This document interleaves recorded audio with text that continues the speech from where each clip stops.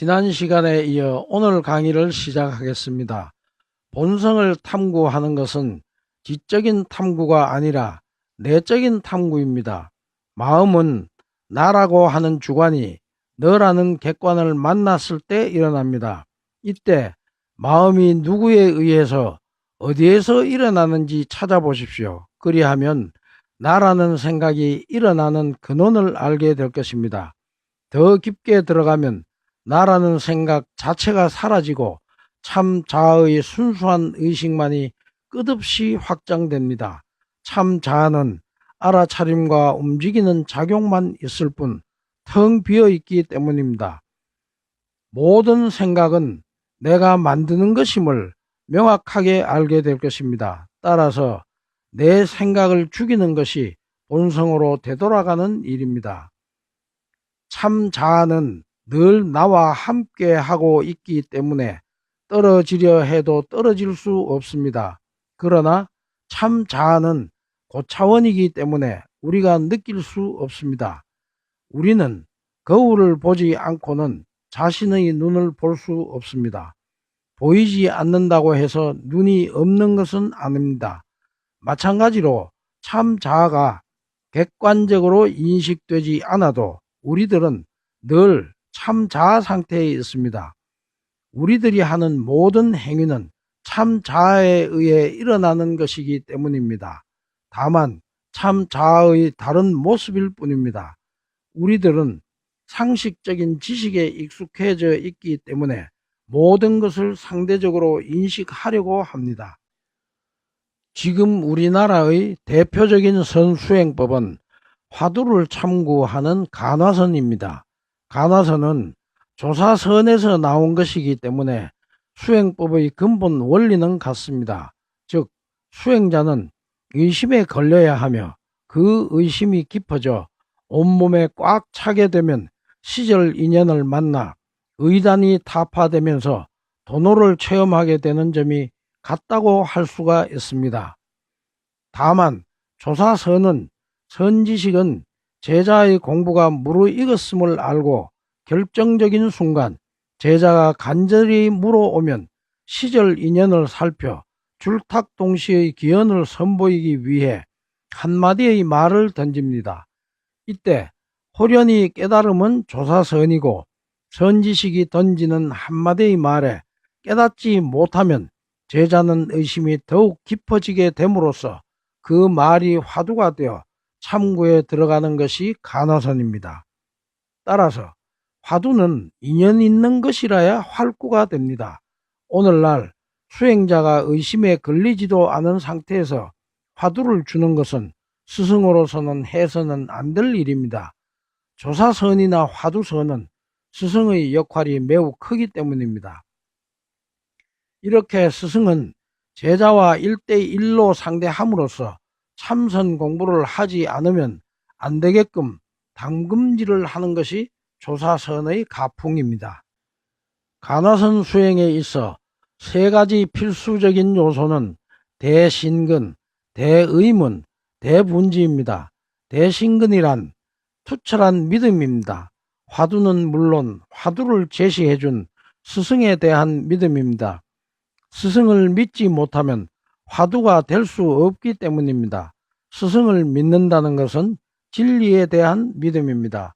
무자 화두에서 모든 것에는 불성이 다 있다고 부처님 말씀에서나 스승의 가르침에서나 동일하게 배운 제자가 지금 스승에게 물어보니 없다고 하였습니다.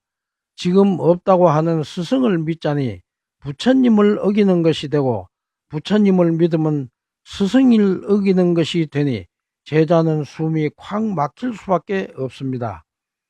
대의문이란 화두 자체에 대한 의문으로서 이때의 의문은 자신의 본질적인 문제, 즉 나는 누구인가에 대한 의문으로서 자신의 철저한 체험을 통하여 스스로 체득하여야 합니다.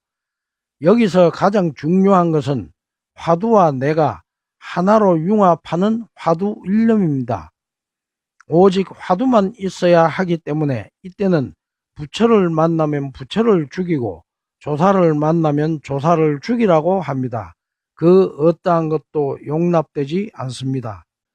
대분질한 화두가 끊어지지 않게 하는 정진입니다. 화두를 들다가 죽을지언정 결코 물러서지 않겠다는 다짐입니다. 화두는 답을 구하는 것이 아니기 때문에 답은 없습니다. 다만 강력한 의심을 불러일으키려는 하나의 수단입니다. 진여를 깨닫게 하기 위한 하나의 방편입니다. 진여는 인간의 모든 개념을 초월해 있기 때문에 입을 여는 순간 이미 잘못되는 것이므로 답이 없습니다. 오직 깨달음으로 체득하는 길뿐입니다. 화두는 마치 군대에서 사용하는 암구호와 같아서 개나리, 진달래가 그날의 암구호일 때 개나리하고 물으면 진달래하고 답하면 아군이고 그렇지 않으면 적군이라는 것을 알아차리게 하는 수단일 뿐 개나리, 진달래라는 말에는 아무런 의미가 없습니다. 양귀비가 알록산과 미래를 할 때 그의 몸종인 소옥의 이름으로 소옥, 소옥 하면 아무도 방해하는 사람이 없으니 들어와 미래를 나누어도 좋다고 하는 것도 이러한 이치입니다. 결론적으로 힌두 성자들의 수행법이나 우리나라의 간화선 수행법은 명상 수행법인 것은 같습니다. 명상은 몰입하는 것입니다. 무엇에 집중하느냐에 따라 수행 방법은 달라집니다. 몰입을 하는 이유는 번뇌 망상을 죽이기 위해서입니다. 번뇌 망상은 나로 인해서 일어나고 번뇌 망상은 내 생각을 의미합니다. 따라서 명상의 궁극은 나, 즉 내 생각을 죽이고 진여와 합일하는 데 있습니다. 지금의 나는 온이 인연 따라 모인 것입니다. 다시 말해서 육신에 정신작용이 융합된 것입니다. 여기서의 정신작용은 윤회의 주체인 업을 말합니다. 진여의 알아차림과 업의 알아차림은 같습니다.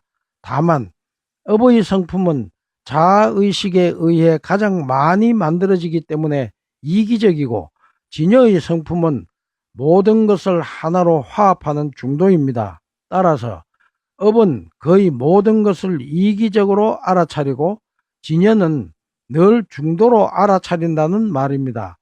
알아차리고 나면 알아차린 내용 그대로 작용하게 됩니다. 명상의 최고 경지는 에고를 소멸하고 진화와 합일하는 일입니다. 이 일은 에고의 성품으로 살아가든 나를 진여의 성품으로 살아가게 하려는 것입니다. 이것은 모든 수행의 궁극입니다. 원리를 깨달아 중도를 체득하면 나라고 하는 모든 에고의 성품을 말하는 업식은 다 사라지고 진여의 성품을 회복함으로써 지혜가 완성되고 그 지혜로 행하기 때문에 힌두 성자들이 말하는 나가 오른쪽 가슴에 있는 에테르체로 된 제3의 심장으로 들어가 완전히 죽음으로써 진화와 합일된다는 것과 같으며 간화선에서 중요시하는 화두 삼매에 든 상태에서 화두를 타파하고 자기 자성을 보고 깨닫는 것과도 같습니다. 13세기 고려의 보조국사 진울은 수행의 핵심은 산란한 마음을 한 곳으로 모아 정신적 통일을 이룬 선정의 상태를 유지하면서 사물의 본질을 파악하는 지혜를 함께 닦아야 한다는 정해상수를 주장하였습니다. 여기서 선정은 간화이고 지혜는 간경입니다. 선에도 치우치지 않고 해에도 치우치지 않아야 합니다. 어느 한 곳으로 치우치면 중도의 진리에도 어긋납니다. 중도는 양극단을 떠나 있기 때문입니다. 선불교의 특징은 스승이 제자에게 알아들을 수 없는 선문답을 하거나 할, 봉, 주장자 법문 등으로 의심이 끊어지지 않도록 하는 것이었습니다. 제자가 스승에게 법이 무엇입니까? 라고 직접 물으면 결코 풀어서 설명해 주지 않았습니다. 만약 풀어서 설명을 해주고 이해를 시키면 의심줄이 끊어져 제자는 깨달을 수 있는 인연이 멀어지기 때문입니다. 법이란 법을 법이라 하면 그것은 이미 법이 아니다. 어느 도단이요 개구적착이며 불림문자고 교회별전이며 직지인심 견성성불입니다. 이러한 이유로 스승은 제자에게 진여의 작용을 여러 형태로 드러내 보임으로써 깨달음의 길로 인도하는 것입니다.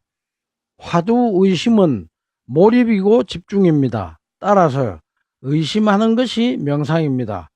오늘 강의는 이것으로서 마치겠습니다.